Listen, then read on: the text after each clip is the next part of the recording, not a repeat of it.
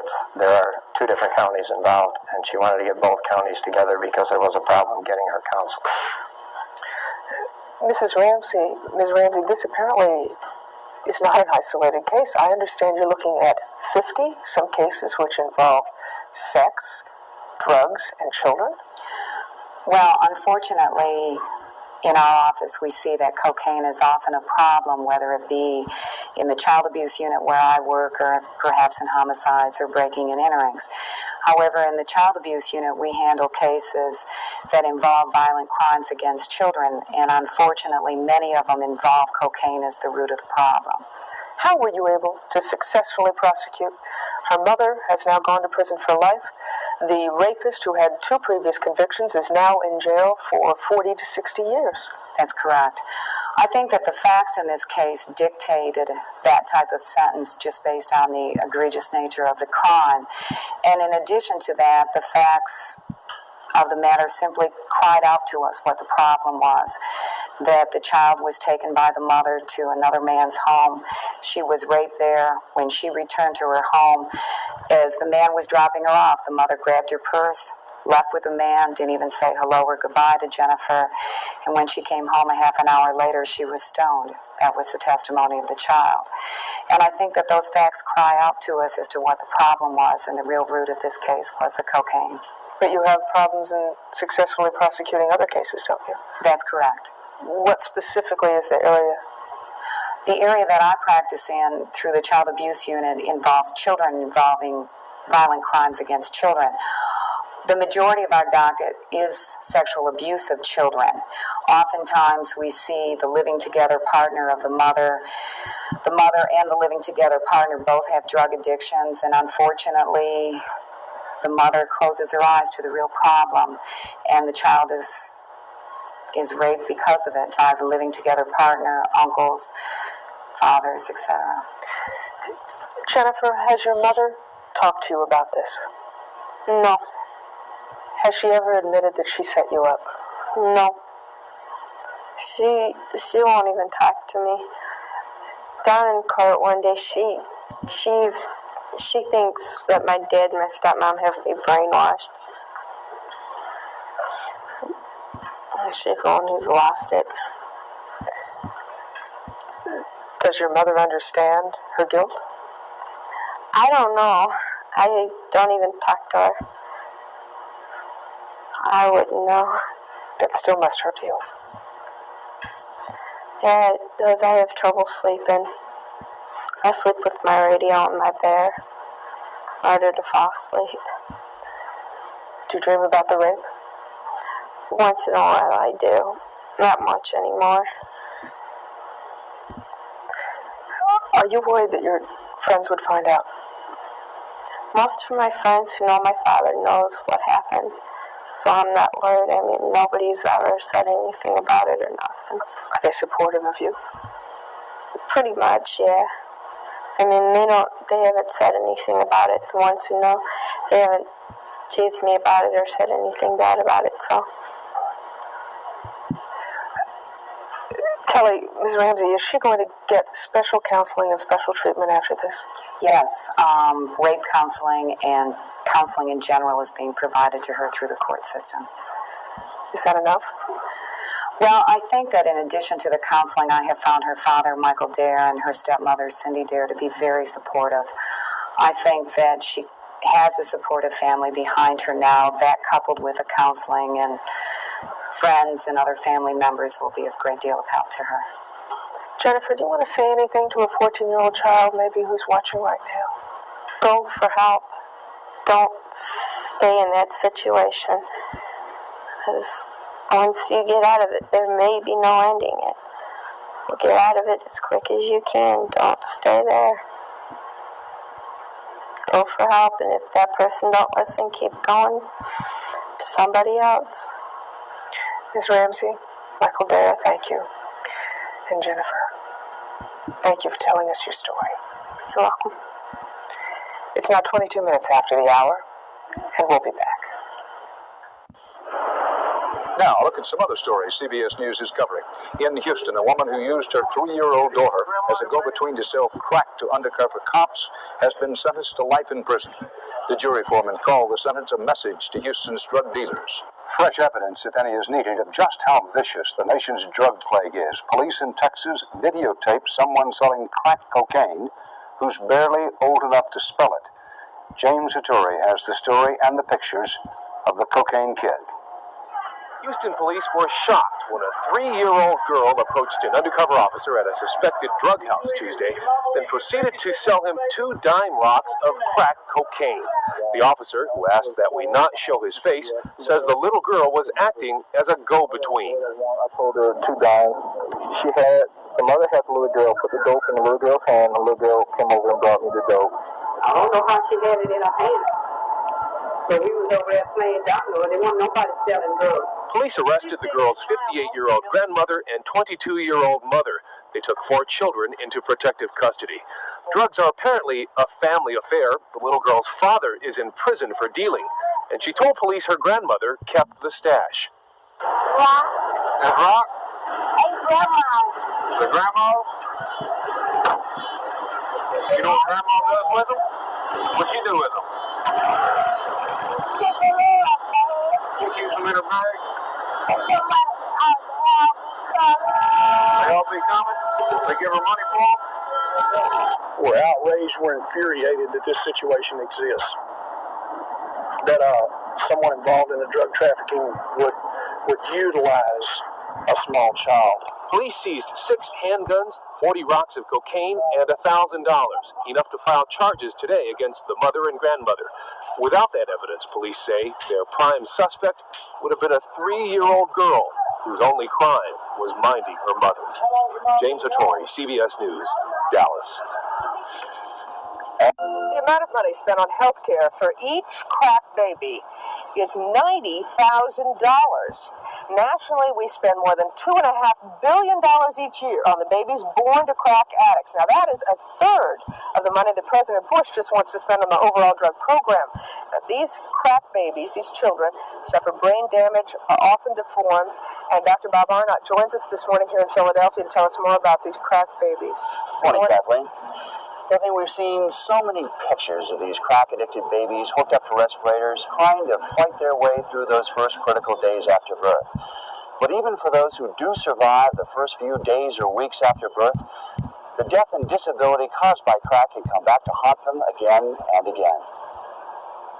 Everything was new to me. Raising kids, I didn't know nothing about raising kids, and I had them for 4 years. If you want to know why crack kids are in trouble, talk to Donna. She started smoking crack with her mother, then kept it up through 3 pregnancies. Today, at age 21, she lives at Philadelphia's New Image home.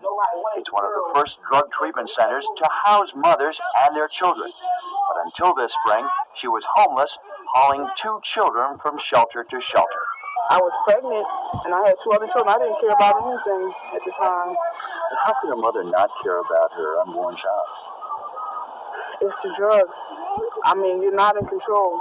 When my kid's hungry, I take a hit, and it doesn't bother me anymore. Donna did crack before and after her boy was born. Now she's worried about his health. He's really hyper. Yeah. Yes, he's very, very hyper. Crystal, her newest, wears a monitor. That's because she's at high risk for sudden infant death syndrome. Sometimes she stops breathing. For Donna's babies, the bad influence didn't stop when they were born. When she needed money, she'd sell their diapers and worse. I had to go out and have sex with other guys, a prostitute or whatever.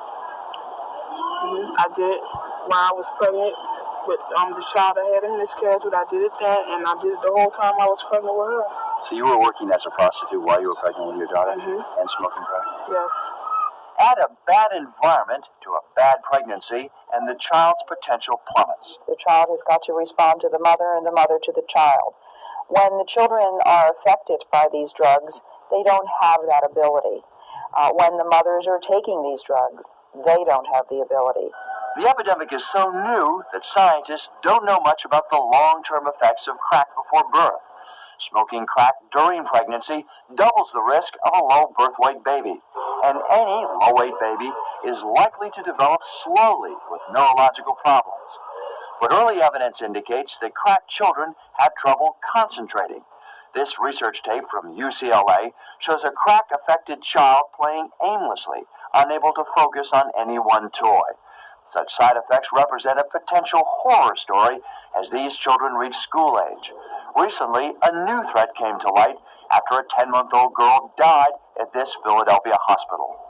Tasha's body was brought here to the Philadelphia Medical Examiner's office, where a startling discovery was made. There was cocaine in her blood, cocaine that either killed her or contributed to her death. The medical examiner says he's certain that the cocaine came from passive smoking, breathing the crack that somebody else had smoked. Since then, the city's chief pathologist has identified at least 8 other victims. The windows were shut, and there's every reason to believe, and indeed we know that the crack was being smoked, as admitted by their adult caretakers, either by even, in some cases, even by the babysitters. Doctors at this New York hospital had already seen children fall ill from secondhand crack smoke, but they say the real threat isn't fumes, but firearms. The commonest cause of traumatic death in children in this area is gunshot wounds. And that's all drugs, all of it.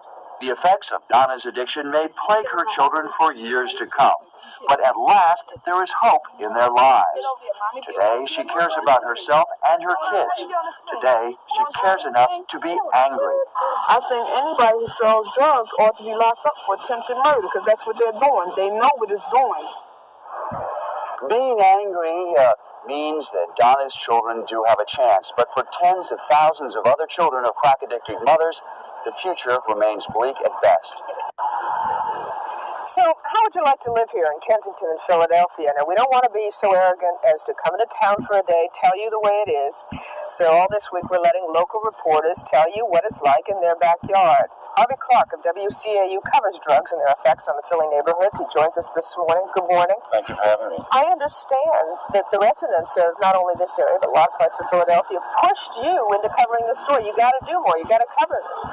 That's the absolute truth, Kathleen. A 13-year-old boy was killed on 8th and Butler, which is just a few blocks from here. And mothers in that neighborhood told me over and over and over and again, and called over and over and over again and said, you have to come down here and do something. What we found when we got there were 15 or 20 drug dealers open on the corner, selling what they call blue tape, the best cocaine in town, like you sell beer at a baseball game. How long ago was this? This was in 1985, about 4 years ago. Those same mothers begged me to come down here, so one Friday night I took a ride down, and what I found was 4 blocks deep, traffic, bumper to bumper, cabs, white, black, middle class, everybody lined up to get their cocaine. 8th and Butler became the national symbol of what some of the cities were involved in, and that is where Philadelphia's war on drugs began.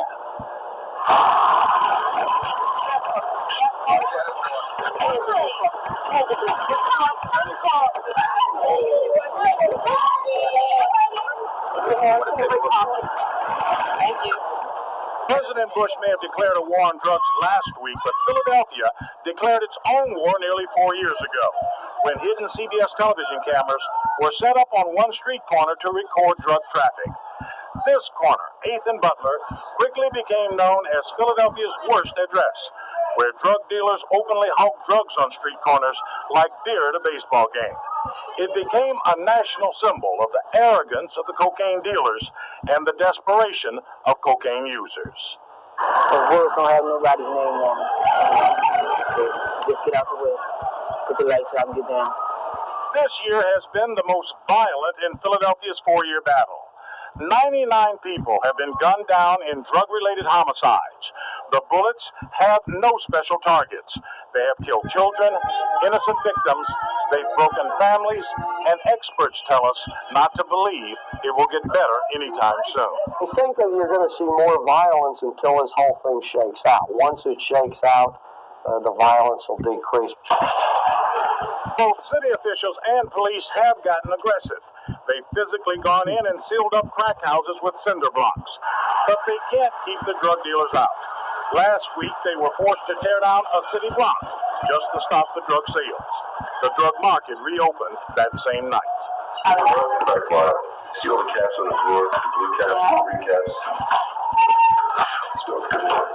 It's reported that a $10,000 investment in coke can yield $1 million return in just 1 week. For many, that's a proposition that they cannot say no to. We got dreams, but I don't never gonna come true. When we try, but when we're gonna go out there looking for a job, they're like, you need this, you need that, and then I'm fucked. Police on the front line admit that it's virtually impossible to keep up. Say I lock one of these guys up, he's selling drugs on the highway. By the time I get downtown, they have somebody else selling drugs for the same time. It doesn't matter. It's a charade. But amidst all of the violence, officials are saying that there is one positive force, and it's not related to federal money or manpower, but to people. The people in the neighborhoods who've had enough and have decided to take back their communities, forcing out dealers and users.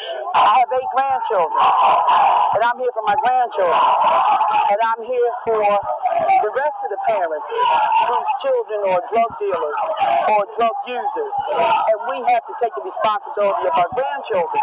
And so in neighborhoods throughout Philadelphia, people are fighting back, fighting for their lives and the future. Kathleen, every major city in America has an Ethan Butler, but in this neighborhood, on average, one person is shot every night. And now that we have the communities involved, I don't think that they're getting the support from the police, the mayor, and the city council as they should be getting, because they have to fight the war with the bad guys. Is it a matter of more than money? I think more money and more manpower. We are short police officers, there's no doubt about it. Money won't solve it all. The communities have gotten involved. But to fight these guys that shoot people every day, the community can't do that. That's got to be up to professional people who fight crime. Harvey Clark, thanks so much for joining us. Gary? It's 16 minutes after the hour. Next, Hungary's open-door policy for East German refugees. Consider this. A woman addicted to alcohol or drugs becomes pregnant. Her baby is born with health problems. Should the mother be held legally responsible? Say what you think after you watch tonight's Eye on America, reported by Wyatt Andrews.